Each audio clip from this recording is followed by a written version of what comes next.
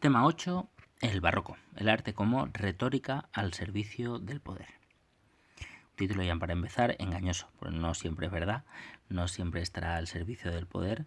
Sí que lo estará, por ejemplo, en cuanto a la reforma y la contrarreforma, será un gran estilo propagandístico a lo largo de toda Europa, pero no siempre. También la burguesía, que no tiene verdadero poder, o no tiene al menos el mayor poder entre las élites, también jugará un papel fundamental a la hora de definir y extender el arte en esta época. Primero, vamos a ver el contexto histórico, los siglos del barroco. Los siglos XVII y XVIII suponen la culminación de procesos históricos iniciados tiempo atrás. Las monarquías autoritarias renacentistas dan lugar al absolutismo. Los estados son cada vez más complejos, exigen un gran número de administradores, y en las labores de gobierno priva la razón de Estado, por encima de cualquier otro valor. El racionalismo en filosofía y la revolución científica suponen el inicio de un cambio en las mentalidades que tendrá gran trascendencia. Pensad en este cambio y se da fundamentalmente de esas monarquías autoritarias cuyo principal enemigo eran los diferentes poderes locales, regionales, esos señoríos feudales que todavía pervivían durante durante la Edad Media y buena parte del Renacimiento, y esas monarquías autoritarias van a tender a mayores cuotas de absolutismo, hacia una concepción mucho más totalitaria, no, porque ya nos estaríamos metiendo en un jardín, pero una concepción mucho más prominente del papel del rey en cuanto a tomante de decisiones, aquel todo para el pueblo, por eso sin el pueblo, que es lo que acaba configurando ese absolutismo, ese despotismo ilustrado ya en el siglo XVIII. ¿Vale? Tendemos de una lucha contra poderes feudales hacia una consolidación, un asentamiento del poder del rey como figura central de la vida política y social de buena parte del mundo, salvo en Inglaterra, que como casi siempre sigue su propia senda y que tiene que ver con el parlamentarismo. Concepto del barroco. El término de barroco procede de la denominación para un tipo de perlas irregulares, conocida como barrocas o barruecas, muy utilizadas en la joyería de los siglos XVI y XVII. Con frecuencia se le considera sinónimo de recargado y exuberante, en oposición al clasicismo sereno y equilibrado. El concepto de barroco caracteriza las manifestaciones artísticas, arte, literatura, música, de Europa e Iberoamérica en los siglos XVII y XVIII. Es un sistema ideológico y cultural que, sin descartar las formas del Renacimiento, ofrece unas soluciones estéticas y formales diferentes y revaloriza los criterios sensoriales y dinámicos frente al equilibrio racional de la época anterior. Vale, este es el punto fundamental.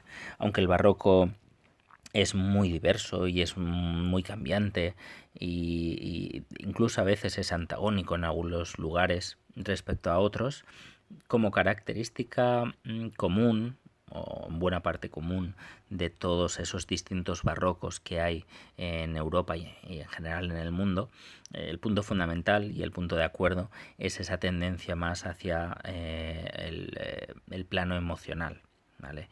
Hacia esa búsqueda de impactar al espectador y de hablarle a su componente más estético, ¿vale? Frente a la armonía, frente al racionalismo, frente a la proporcionalidad. Lo importante que va a tener el arte durante el barroco será la búsqueda de todo tipo de trucos, por así decirlo, en busca de impactar al espectador. Supone la aceptación del mundo material, la representación realista del hombre y la naturaleza, la afirmación de las emociones y la fusión de las artes. Pero el barroco supera este naturalismo aparentemente anclado en los aspectos tangibles de la realidad, y bajo esto se descubre una gran riqueza de símbolos y contenidos retóricos complejos que indican una dualidad de percepción entre realidad y apariencia. En los partidos católicos, Italia, España, Francia, Austria, culmina un proceso de acercamiento de lo religioso a la sensibilidad de los fieles, iniciado con las directrices del Concilio de Trento, que se observa en el carácter popular de los actos religiosos y de los elementos artísticos que se utilizan en ellos, desde la música, la escultura o la pintura. Los artistas encontrarán sus mejores clientes en monasterios, iglesias y conventos, pero también en cofradías, gremios y concejos, todos ellos seculares que encargan obras religiosas.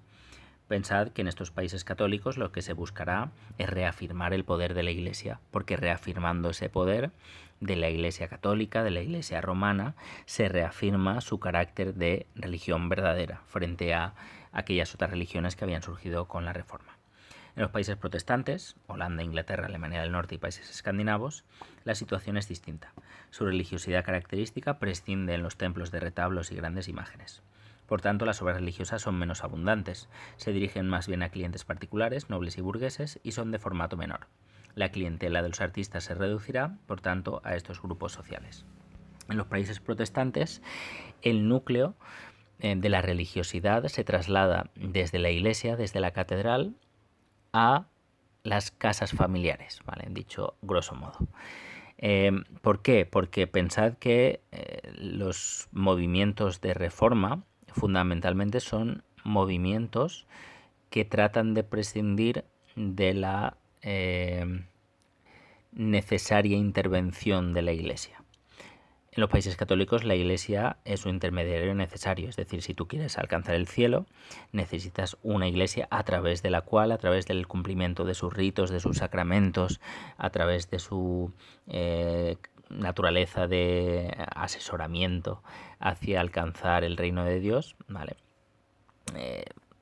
Tendrás que ir a través, cumpliendo sus normas, las normas de la Iglesia. Sin embargo, en los países protestantes, una de las características fundamentales, por ejemplo, es que permiten traducir las Sagradas Escrituras. Y ahí donde el latín hacía imprescindible a la Iglesia, en los países protestantes, estas Sagradas Escrituras se traducen al idioma del pueblo. Y el pueblo, por tanto, podrá acceder a la lectura de esas Sagradas Escrituras e incluso podrá hacer su propia interpretación. ¿Por qué? Porque el protestantismo considera que Dios le habla directamente a los hombres, no a través de la Iglesia, sino a cada uno de los hombres. ¿Vale? Y por eso ahí está la principal diferencia. En los países católicos el arte va a tener mucha mayor presencia pública, mientras que en los países protestantes esta presencia va a ser fundamentalmente privada, aunque no dejará de ser pública también en algunos lugares. Cronológicamente, el barroco se inicia a finales del siglo XVI tras el agotamiento del manierismo, que podemos señalarlo como un proceso de transición al barroco, y se extiende hasta el rococó, que surge en los años centrales del siglo XVIII como culminación del barroco y que dará paso a la reacción neoclásica de finales del siglo. El rococó es el barroco del barroco y momentos en los que se dan cuenta de que se han venido muy arriba y que hay que dar un pasito atrás y vuelven a buscar de nuevo la tradición grecolatina y el refugio del Renacimiento. Comparación entre las artes renacentista y barroco, ¿vale? Y aquí tenéis pues las características principales de uno y otro movimiento, ¿vale? Esto ya lo hemos visto, fijaos bien que son antagónicos, en uno es racional, en el otro es emocional, en unos hay modelos claros, en el otro hay mayor libertad, un arte es más elitista y el otro es más popular, uno es más pagano y otro profundamente cristiano, la elegancia por una parte, la grandiosidad por otro, la simetría y la proporción por un lado, el movimiento y el contraste por otro, la línea recta frente a la línea curva, el arte natural y en el otro caso el artificioso y teatral. ¿Esto es así? Sí. Lo que pasa es que hay matices, evidentemente. El barroco no va a renunciar a la razón ni a modelos claros, no va a dejar de ser elitista en muchos elementos, va a ser profundamente pagano, sobre todo en tratamiento de determinados temas. Será muy elegante y de hecho definirá la elegancia, sobre todo en los palacios barrocos. Pero bueno, digamos que a un nivel básico sí que se podría decir que las características del Renacimiento, las que aquí están señaladas, destacan más que las otras, que las del barroco. Pero bueno, no será tan maniqueo esta contraposición entre unos y otros. Vale, tema del urbanismo nos lo vamos a saltar. Aunque bueno, estaría bien que vierais al menos pues eso, la columnata de Bernini y la importancia que tiene como representación de esos brazos de la Iglesia arropando al pueblo cristiano, ¿vale? Y destacando el carácter paternal del obispado de Roma y por tanto del papado. En cuanto a la arquitectura, ¿vale? Características generales, estructura y composición. Frente al ordenamiento armónico, calculado y tranquilo del edificio renacentista, el barroco busca el movimiento y la belleza del conjunto. Movimiento, se descartan los esquemas simples y se sustituyen por otros basados en elementos como los que veis aquí.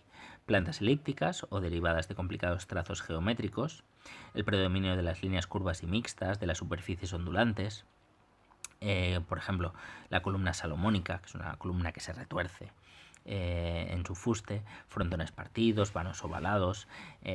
Tenemos una riqueza ornamental y una libertad a la hora de derivar hacia el movimiento aquello que durante la etapa renacentista había sido quietud y había sido una firme sustentación de los edificios en la línea recta, ¿vale? Todo esto, todos estos elementos contribuyen, como pone aquí, a dar sensación de masas en movimiento. Además hay un sentimiento ascensional, cúpulas con un carácter escenográfico y teatral, donde se busca efectos de iluminación, donde se trata de impactar a la emoción del fiel en este caso. Tienden a producir una sensación de que el espacio real se amplía. Y no dudan en emplear trampas y emplear efectos teatrales que muchas veces serán evidentes, pero bueno, el teatro no deja de ser también realidad, a pesar de su artificiosidad. La luz adquiere un nuevo papel en la percepción total del edificio al disolver en juegos de sombras las formas arquitectónicas, que no aparecen netamente delimitadas. Se consigue este efecto mediante la contraposición de pronunciados salientes y bruscas entradas, prescindiendo de parámetros continuos. ¿Qué quiere decir? Que el contraste, los efectos de contraluz van a ser radicales, porque si la fachada, por ejemplo, si una fachada se retuerce y gira y hay un dinamismo brutal, pues la luz va a incidir en todas esas líneas, en todas esas curvas, en todos esos movimientos ondulantes. Decoración y efectismo, los elementos arquitectónicos se enriquecen y complican buscando el efectismo. Atlantes, cariátides, orden colosal, estípites, columna torsa o salomónica, bueno, diferentes elementos decorativos que buscan esa sensación de movimiento. Las fachadas además se integran en el conjunto urbano y cumplen la función de resaltar el edificio para atraer la atención. Dejan de ser planas y se articulan con alternancia de curvas, vanos, nichos, entablamentos y frontones mezclados o quebrados, luces y sombras, columnas, etcétera, etcétera. Edificios típicos, pues la iglesia y el palacio. En cuanto a autores y regiones, pues vamos a ver sobre todo Italia y parte de España. En cuanto a Italia, el arquitecto fundamental es Bernini, hijo de un escultor florentino instalado en Nápoles. Es arquitecto, escultor y pintor. Protegido por los papas, contribuye poderosamente a dar a Roma su aspecto barroco y triunfal. Fue nombrado arquitecto oficial de San Pedro del Vaticano, donde realiza sus conocidísimos baldaquino y columnata. En sus iglesias prefiere plantas elípticas, como en Sant'Andrea al Quirinale, un juego de superficies cóncavas y convexas, relación exterior e interior. Entre sus construcciones civiles destaca la fachada del Palacio Barberini y, llamado a Francia, realiza un proyecto para la ampliación del Louvre, aunque finalmente no fue aceptado. Bueno, con que conozcáis en este caso su carácter de arquitecto oficial de San Pedro del Vaticano y el baldaquino y la columnata, que sepáis que son suyos, pues suficiente. En cuanto a Borromini, pues la obra de San Carlo alle Quattro Fontane y Santiago a la Sapienza son edificios donde estos caracteres del barroquismo en movimiento, el dinamismo, la ruptura de fachadas se dan de una forma clarísima. En cuanto a España, vale, en España nos vamos a fijar... No, en España nos vamos a saltar todo. Pero quiero que os fijéis al menos en el nombre de Alberto de Churriguera, que va a delimitar el estilo llamado churrigueresco, que es la exacerbación del movimiento, el horror vacui, la ruptura, la disarmonía, elementos decorativos que van a formar fachadas, edificios de una complejidad inmensa. Es el arte churrigueresco. Cuanto a Francia, pues lo fundamental es que al menos que conozcáis el Palacio de Versalles, ¿vale? Esa monumentalidad que busca hacer brillar a su dueño, que es Luis XIV en este caso, y tanto en el palacio como en lo que respecta a los jardines. La escultura muy importante. Características generales. El escultor barroco busca relacionar la obra con el marco en el que se sitúa y con el espectador que la contempla en un esfuerzo característicamente escenográfico. La belleza se sitúa ante todo en la expresividad dramática. Por ello se representan los sentimientos y emociones de los personajes, con frecuencia de forma grandilocuente y afectada.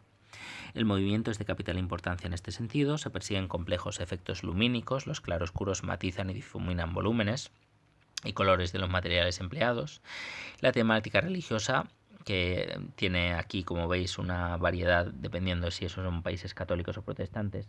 Países católicos representan el triunfo de la fe, de la Iglesia, con los nuevos dogmas como la Inmaculada Concepción, o santos recientemente canonizados, mientras que en los países protestantes su temática va a ser fundamentalmente de tipo no religioso, ¿vale? No hay una escultura monumental, al menos monumental religiosa.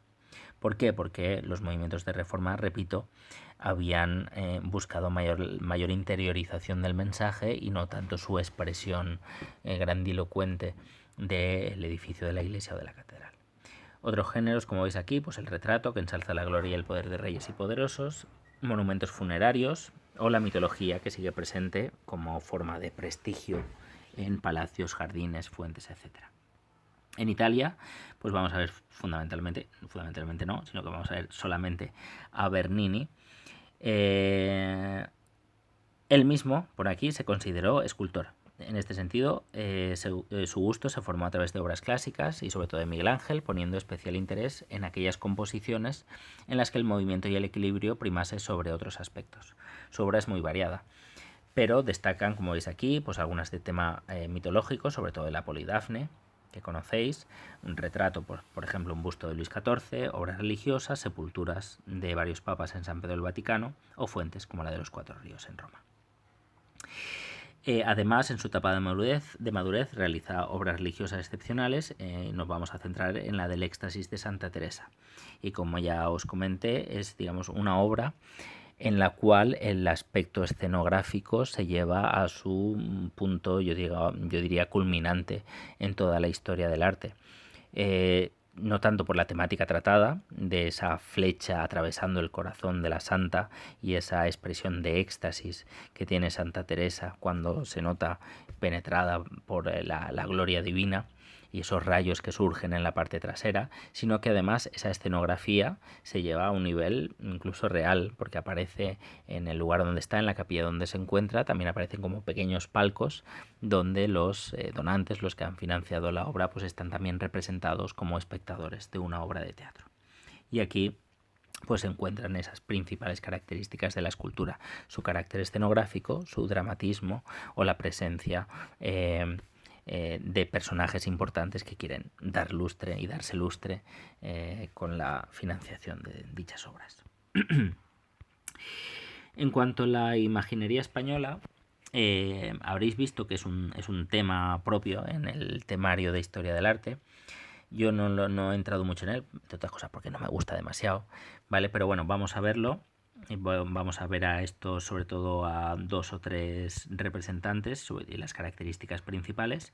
Y aquí dejaremos ya una primera parte para luego centrarnos en la pintura. Entonces, imaginería española. La escultura barroca española se centra en la talla de imágenes religiosas. Órdenes religiosas, parroquias y los propios fieles organizan en gremios y cofradías y encargan a los talleres numerosas obras, retablos, imágenes exentas, pasos procesionales. Son obras básicamente populares que atienden tanto a la ortodoxia tridentina como a los gustos y modas del conjunto de la población. Pensad en la tradición española, pensad en los pasos de Semana Santa, en la tradición que tienen, pues sobre todo en el sur y en algunas ciudades del norte, y la variedad inmensa de tallas, de imágenes y de rituales que se llevan a cabo. El material empleado es generalmente madera de pino o nogal, decorada con la técnica del estofado, que no es lo que es, aunque comenzará a abandonarse el oro para lograr un mayor realismo. Los escultores españoles aún trabajan en el marco gremial, donde el maestro da las directrices y los oficiales ejecutan la mayor parte del encargo. Por ello, las escuelas son fácilmente definibles y las 3 principales en España son estas que veis aquí: la castellana, de una gran espectacularidad, muy expresiva y realista, y utiliza como modelos tipos populares. El principal escultor de esta escuela es Gregorio Fernández. La escuela andaluza, con focos en Sevilla y Granada, más sosegada y amable, busca una belleza más formalista, y aquí destacan Martínez Montañés, Alonso Cano y Pedro de Mena. Y la escuela levantina, fundamentalmente centrada en Murcia y en el siglo XVIII en la obra de Salzillo. Las figuras tienden al realismo, especialmente los pasos procesionales, tanto en el estudio anatómico del cuerpo como en los detalles. Ojos y lágrimas de cristal, auténticos cabellos en vírgenes y cristos, pestañas, coronas de espinas. Incluso se utilizan paños reales para vestir a las imágenes, en las que únicamente se trabajan cara y manos al detalle, mientras que el resto de la escultura se modela toscamente. Pensad que esto tiene un tema, ¿por qué? Porque digamos que es de una especial relevancia en el sentido de que estos rituales, de que esto, sobre todo temática de Semana Santa, es un centro en el cual diversas artes se funden. Porque si pensáis en un paso de Semana Santa cualquiera, ahí no solo hay imágenes, sino que también hay música, hay escenografía, hay vestuario, hay teatro. Digamos que es un lugar, igual que la iglesia en el románico y en el gótico, es el centro de diversas artes. Digamos que en el barroco estos rituales procesionales fundamentalmente de Semana Santa son el centro de muy diversas artes que se funden en este solo momento. Pensad, por ejemplo, en el Misteri d'Elx, ¿vale? Que no es solo el canto de los niños, sino también es escultura, también es pintura, también es vestuario, también es escenografía, teatro, etcétera, etcétera.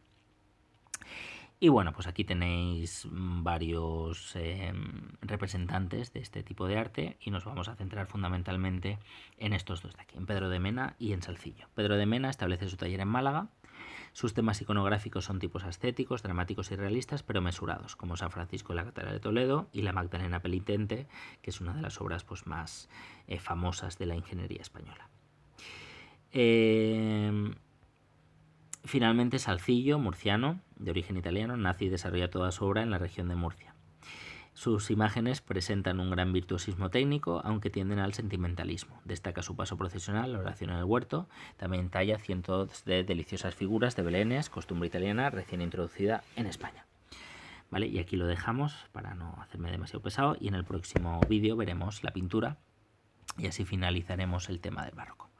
Venga, un saludo y hasta pronto.